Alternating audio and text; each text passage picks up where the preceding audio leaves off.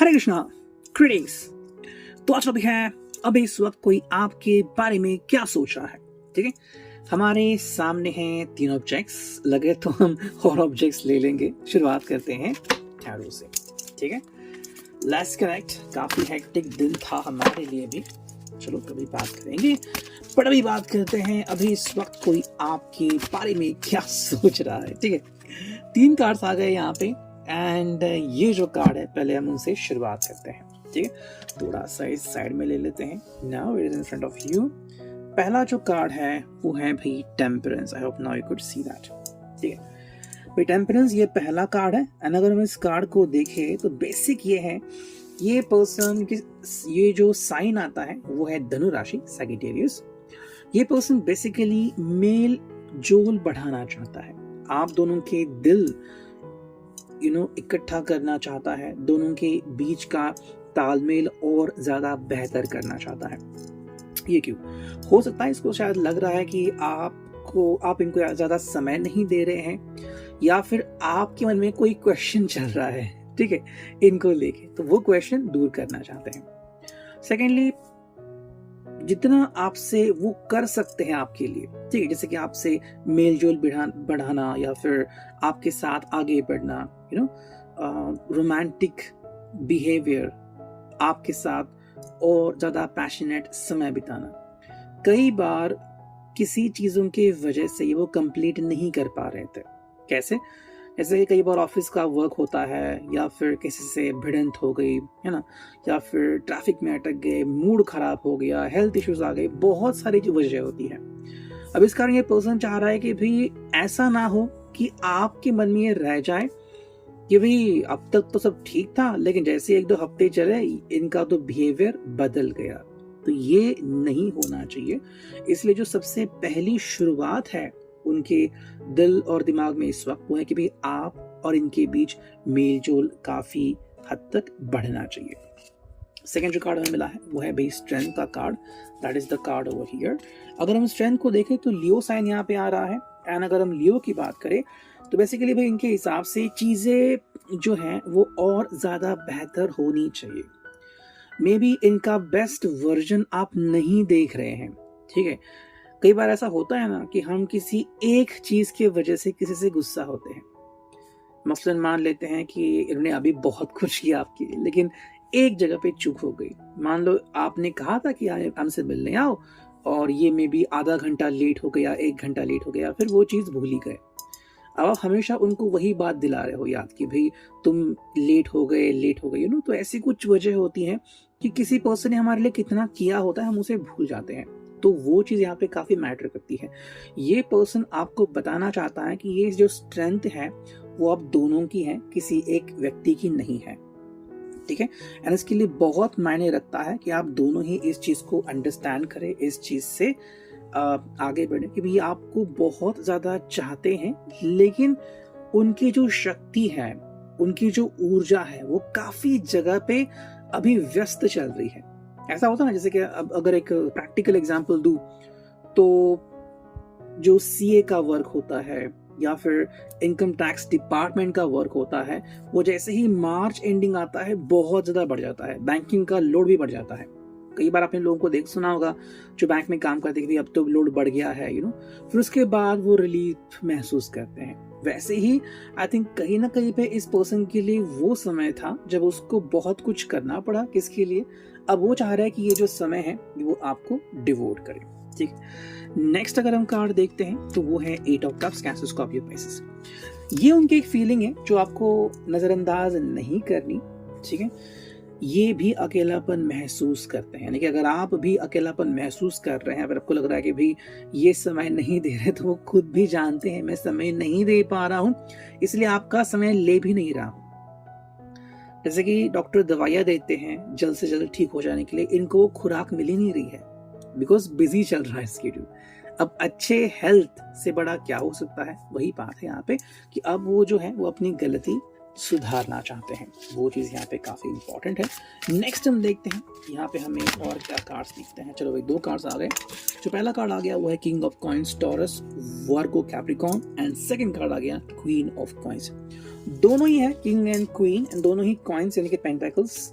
भाई यहाँ पे ये एक्चुअली चाहते हैं कि आप दोनों का जो रिश्ता है, यहाँ पे एक्चुअली 2 एनर्जीज आ गई हैं। एक है बहुत ही शक्तिशाली मस्कुलिन एनर्जी, बहुत ही शक्तिशाली फेमिनिन एनर्जी, यानी कि आपकी जो जोड़ी है वो बहुत कमाल की है। बस आप दोनों को साथ निभाना है। आपको भी पता है कि आप इनके लिए कितना पैशनेट हो, और उनको भी पता है। बस अगर बीच में कहीं ना कहीं पे मिसअंडरस्टैंडिंग क्रिएट हुई थी तो वो क्लियर करने के लिए अब उनको अपना बेस्ट वर्जन सामने लाना होगा। और एक यहाँ पे मंजर निकल के आता है, किसी के लिए अपने पिताजी या फिर अपने नाना जी बहुत करीब हो सकता है, किसी के लिए अपनी माँ या फिर अपनी नानी माँ, तो वो उनसे बातचीत कर सकते हैं रिगार्डिंग दिस रिलेशनशिप।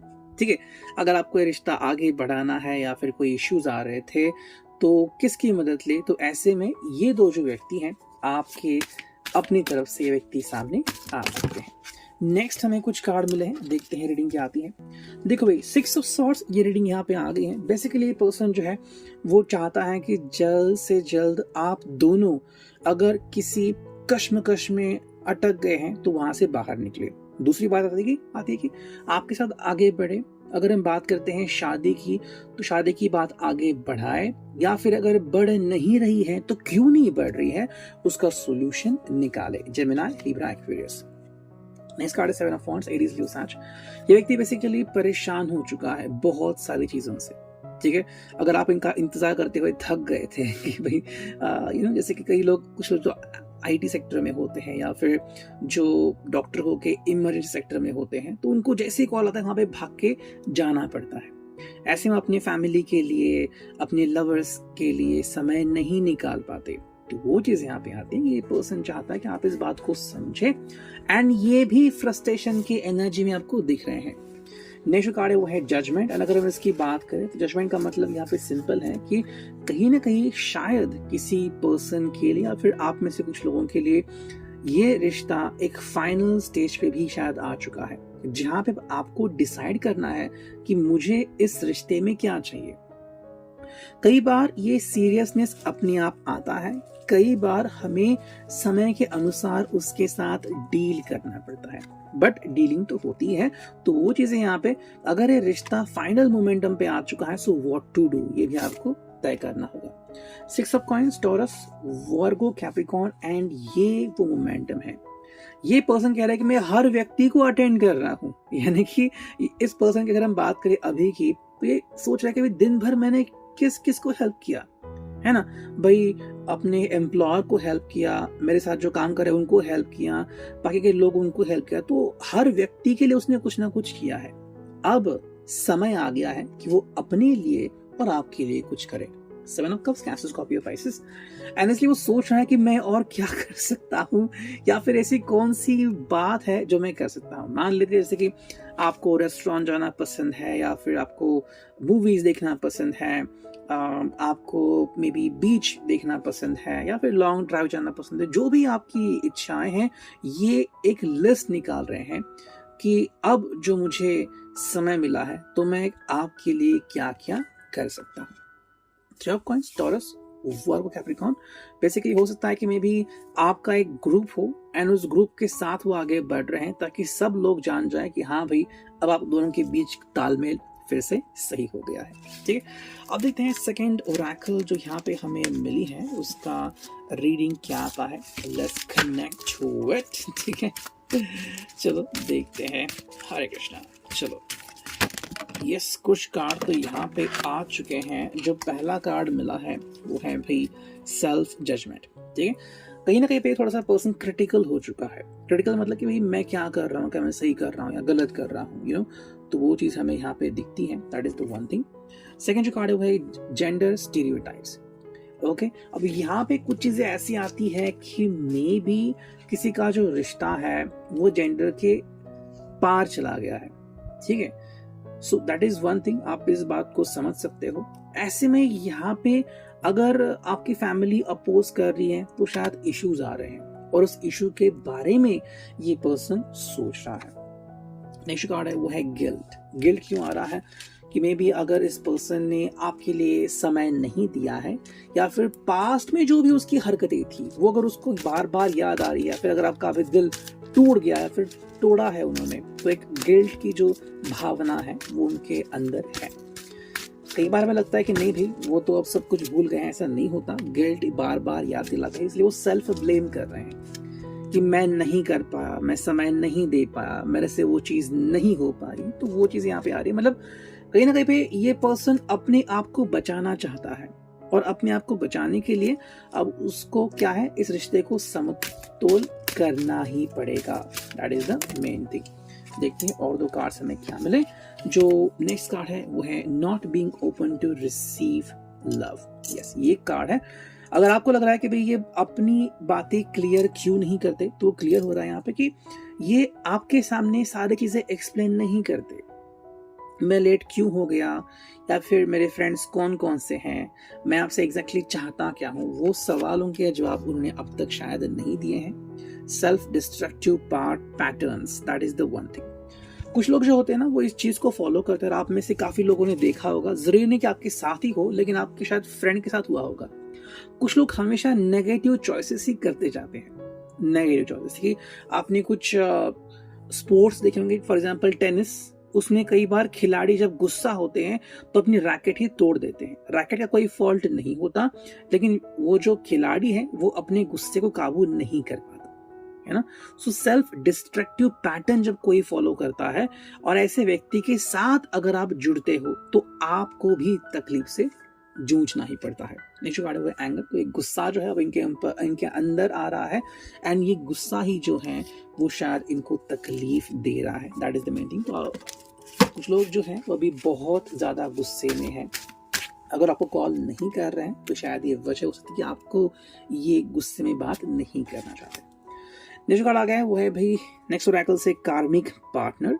तो maybe you are his और हर कार्मिक पार्टनर, या फिर अगर हम दूसरी बात करें तो आपके सिवाय भी शायद वो किसी और से बातें कर रहे हैं। एंड मे बी जैसे एक शुरुआत है बट एक कार्मिक कनेक्शन है एंड इसीलिए ये पर्सन अब इसे संतुलित नहीं कर पा रहा। तो आपको पहली बात तो इनको समय देना होगा। I will always love you even if I don't say, ये चीज इनकी तरफ से आ रही है। ये चाह रहे हैं कि आपसे वो जिंदगी भर प्यार करते रहेंगे, फिर चाहे अगर आपने मना भी किया तो भी। तो कई बार ये सिंगल या वन साइडेड रिश्ता भी हो सकता है, शायद आपकी एक्स भी हो सकते हैं। Why you did this to me? Yes. मान लो अगर इन्होंने आपको बीच मझधार में छोड़ दिया हो और आप अगर अभी भी इनके बारे में सोच रहे हो लेकिन इनको फोन नहीं कर रहे हो या फिर इनके मैसेज रिसीव नहीं कर रहे हो, तो ये अभी आपसे सवाल पूछ रहे हैं आपने ऐसा मेरे साथ क्यों किया। हालांकि शायद इन्होंने कुछ किया होगा जो हम डिनाई नहीं कर सकते, बट अब ये इनकी हालत है।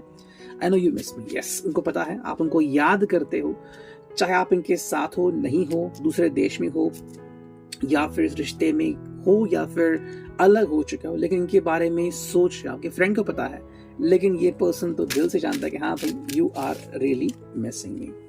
एंड जो नेक्स्ट कार्ड आ गया है वो है भाई गिव मी अ चांस।